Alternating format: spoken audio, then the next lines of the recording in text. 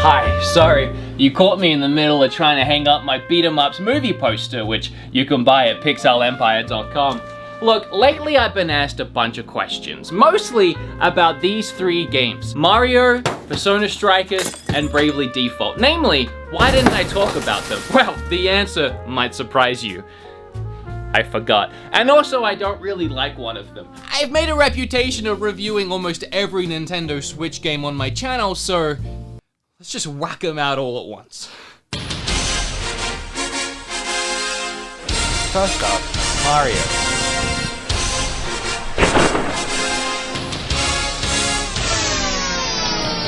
Let's begin with Mario 3D World. If my addiction is playing Nintendo Switch games, Nintendo's addiction is with Wii U games and porting every single one onto the Switch. So the announcement of Mario 3D World being ported to Switch surprised no one. It is so well designed, so perfectly crafted, so gorgeous, and so fun in every single element. I do not understand why in God's name they would port that other 2D Mario Deluxe game to Switch before porting this. But what was surprising was that it was coming with an add-on game. Wait, what? Why was there a... What are they doing? What? Yeah, a whole extra game, Bowser's Fury. The details of this extra game were a mystery for a long time, and when finally revealed, it looked like a weird mix between Mario Odyssey and Mario 3D World, a mini game that sort of branched the generational gap between these two games. Gotta be honest, I had no interest in playing 3D Mario World again. Love the game. I think it's one of the best Mario games they've made for a long time, Odyssey aside, but I played it. Been there, done that. Let's go! I was instantly hooked, and it did not take me long to find every single cat shrine and 100% the game. I don't know how, in 2021, I can play yet another Mario game and be surprised again and again by new mechanics, fresh feeling gameplay, and a brand new experience. While Bowser's Fury isn't as fully fleshed out as Mario Odyssey was, it still gave us a possible glimpse into the future of Mario games. This game was one giant playground. If you wanted to get to another area within this admittedly small world, you just had to walk your happy little legs there. Or, you know, jump, glide, pipe, slide there, but you had to get there. There was no load screens. Even in Odyssey, you had to load from area to area. But that feeling of just walking up to the next area, walking into the next level, without any waiting, and you being able to have as much fun as you want getting from point A to point B without being stopped in a loading screen, could be that glimpse into what an Odyssey 2 or the next Mario game might have in store. Also, Bowser's Fury was just really fun, and we got a Super Saiyan Goku cat and an actual scary Bowser. This Bowser is terrifying, because the same Bowser as this Bowser. What a great time I'm having making the video I'm making. But stop that, because this video is sponsored by Skillshare. Skillshare is an online learning community with thousands of inspiring classes for creators. There's a class for anything and everything. Marquise Brownlee, a YouTuber with 14 million subscribers, just created a class for those looking at YouTube and how to be successful on this dumb platform. It covers everything from writing a script to shooting, editing, growing the channel, and more. Of course, I didn't need that class. I probably do, because I don't have 14 million subscribers, but there's a ton of other great classes that I took. And you might be looking into just improving your own self, whether that's baking, creative art, learning a language, playing an instrument, or balloon twisting for you inspiring clowns. Now is the time to start doing that thing that you've always wanted to do. Yes, I'm looking at you. It's curated specifically for learning, meaning there are no ads, and they are always launching new premium classes. And it's less than $10 a month for an annual subscription. To make it even better, the first 1,000 of you, 1000 of you, to click that link in the description will get a free trial of premium membership so you can explore your creativity. Thank you, Skillshare, for sponsoring yet another video. I appreciate you. Now let's get back to, whatever this was. What a bundle of laughs we're having. Next up, Bravely Default.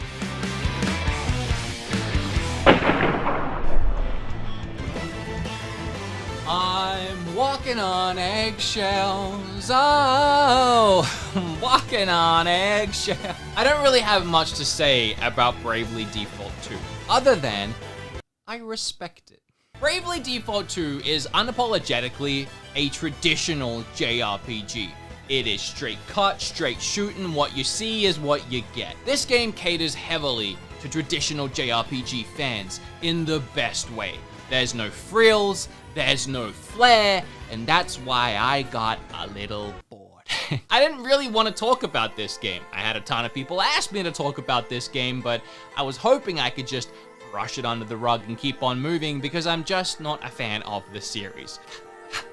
Doesn't mean it's a bad game. The name Bravely Default actually comes from the turn-based gameplay and the two commands you can use, Brave and Default. Brave essentially lets you skip ahead and use extra moves, turns, items all in the one go. So if you see an enemy is on the ropes, you can unleash 4 or 5 attacks on it at once and wiping it out. But you gotta be careful because if you don't wipe it out and you use 4 or 5 turns worth of moves, then your character just has to sit there and wait and take attacks for 4 or 5 turns defenseless. Which is where Default comes in. If you use Default, you can bank a move and save it up for later. It's a huge risk and reward mechanic, which you can use to end easier battles early or turn the tide in tougher battles. I guess where this game went wrong for me, it might have been my own psyche. I knew this game wasn't being developed by the original developers of the last 2 games. In fact, this one was handed off to a brand new studio who before this had only made a couple of mobile games. And I gotta admit, as soon as I found that out, I became hesitant. And I just couldn't shake it the entire time I was playing the game that it kind of felt like a mobile game. Not that that's a bad thing. If the game is fun, the game is fun. But I also wasn't having a ton of fun because it is just a straight shoot traditional JRPG. The dialogue is long, the gameplay is extremely grindy, and sometimes I do think, hey, because I don't really like this game or games like this too much, should I even be talking about it? But I think I should be, in a way, because as someone who does love JRPGs, and Persona 4 is one of my favorite games of all time, I think it's safe to say that, okay, but not every JRPG is for everyone. And if you're looking at this game and you actually want to know what I think about it or if you might like it, the answer is maybe not. But if you love old school Square Enix games and old school Final Fantasies, you'll probably love this game. Ooh, I didn't really like that one, did I? Well, good news is Persona's next, and this game's so good, I can't break it. Just kidding.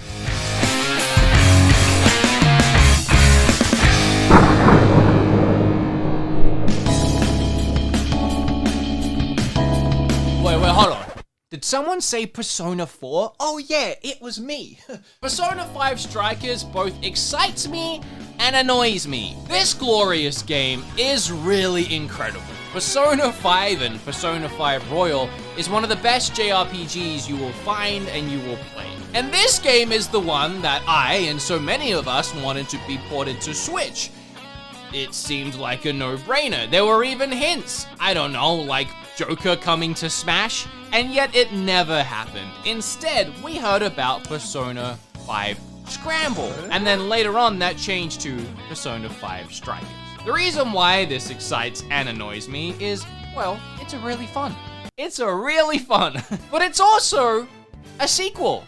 Essentially, it carries on from where the last game left off, with a whole new story, side story. It doesn't really talk about what happened in this game too much, but you are picking up where it left off with all these pre-established friendships and characters that the game kind of expects you to already know and understand, but if you haven't played this one, you won't. And if you only have a Switch in this game, you have no way of playing this one. That annoyance aside, it's still an exciting game, and it's not what you think. If you haven't played Persona 5 Strikers and you hear its origin story, developed by Koei Tecmo Games, the same developers who have taken all these other franchises and given them the Dynasty Warriors treatment, like Hyrule Warriors, which we just experienced, you might naturally assume, okay, so it's a Warriors game but with Persona characters, I don't need to worry about that. But you're actually wrong, in a way, very much.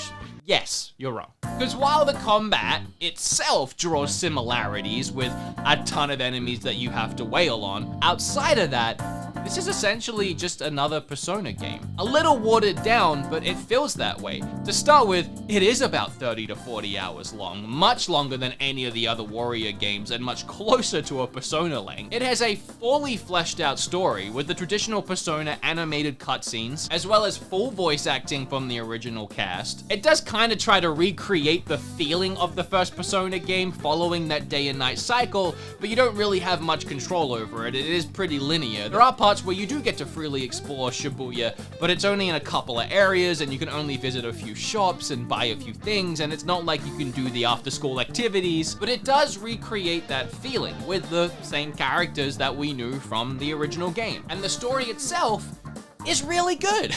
It hooked me, and that alone kept me playing through the game. It's a really interesting twist on the original game, and the level layouts aren't what you'd expect either. These aren't Dynasty Warrior big open areas that you just run around wailing on till time runs out. They are actually these structured levels that you sneak around in just like a Persona game. You can first strike enemies just like in a Persona game, but then it becomes this big battle against a ton of enemies, and then you use all your attacks to wail on them, switching between all the different characters in your party. But you can also take those traditional Persona turn-based elements, cast spells or special attacks. You even get to visit the Velvet Room, create new Personas by splicing them together, or level up your existing ones. Other than that, a lot of the same structure is intact here, and if you're a Persona fan, I really do feel like you at least need to give this one a shot. Two things for everyone crying in the comment sections below, by the way. One, I know my form is terrible. It's hard to throw something and also getting to a good swinging position. And two, all of these were fake. I'm not actually breaking real Switch games out here. What do I look like? RGT 85?